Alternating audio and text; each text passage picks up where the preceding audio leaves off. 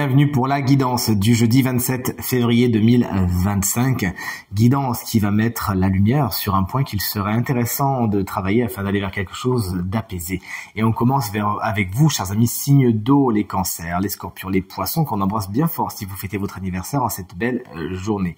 Alors, pas du tout avec l'eau, mais avec le feu. C'est l'as de bâton que vous voyez ici, qui symbolise les nouveaux départs, les nouvelles impulsions. C'est l'étincelle du briquet qui met le feu à vos projets. Bien sûr, la mise au point n'a pas envie de se faire, mais c'est pas bien grave. Vous voyez quand même très bien la carte.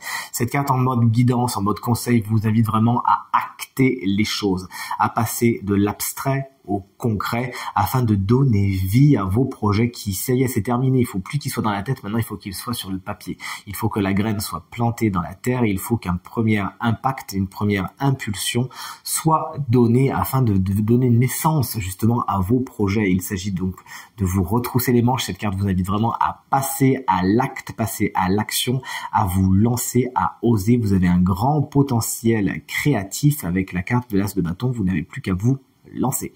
Chers amis, signes d'air, voici les Gémeaux, les Balances et les Verseaux. Votre guidance vous est apportée par la Reine de Coupe en mode inversé pour vous faire comprendre que vos émotions doivent être nettoyées, doivent être un petit peu aspirées, époustées, lavées, etc., etc. Pourquoi? Car elles prennent un peu le dessus. Vous vous êtes laissé peut-être déborder par vos émotions et aujourd'hui elles vous font agir d'une façon néfaste, d'une façon peut-être parfois irrationnelle. Il y a peut-être même des émotions à libérer, à lâcher, vraiment dont il faut vous débarrasser. Mais la première chose à faire, c'est les accueillir, tout simplement.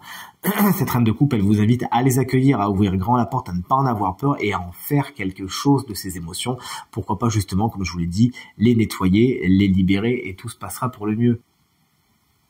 Soyez dans l'accueil et tout se passera bien. Cette carte, bien sûr, puisque c'est une figure, vous demande également de faire attention à une personne signe d'eau, cancer, scorpion, poisson, qui ne serait pas positive pour vous et qui pourrait justement, par son émotionnel déréglé, vous tirer vers le bas. Chers amis, signes de terre, voici votre guidance. Vous êtes les taureaux, les vierges et les capricornes. Le 2 d'épée étant inversé, vous invite à trancher. Ça y est, vous pouvez enfin sortir d'une certaine stase, d'un certain marasme au niveau de décisions à prendre. Vous hésitiez entre le marteau et l'enclume, mais vous vous rendez compte qu'en fin de compte, il y a peut-être une autre solution ailleurs. Sortez de ce marasme, sortez de cette stagnation et allez vers la décision qui, au fond de vous, vous savez que c'est la meilleure. C'est une décision qui est surtout prise avec l'intellect, avec la tête, car rappelons-le, nous sommes dans les épées, élément air, et pas spécialement avec le cœur. Mais tant mieux, car cette rigueur et cette logique va vous permettre de trancher, de peser le pour et le contre, et d'aller vers ce qui est le plus positif pour vous, et vous le savez au fond de vous, vous savez que c'est la meilleure décision. On vous invite vraiment donc à y aller. Et enfin, chers amis, signes de feu, voici pour votre guidance. Bélier, Lion et Sagittaire.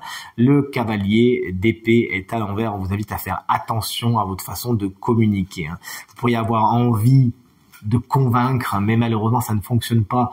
Pourquoi? Car vous n'avez pas besoin de convaincre. Il faut aller vers de la fluidité. Si vous voyez que vos arguments tombent à plat, n'insistez pas, sinon vous pourriez entrer dans des conflits en plus stériles où chacun voudra avoir raison et où votre tempérament sanguin pourrait en plus activer un feu qui n'a pas besoin de l'être, croyez-le bien.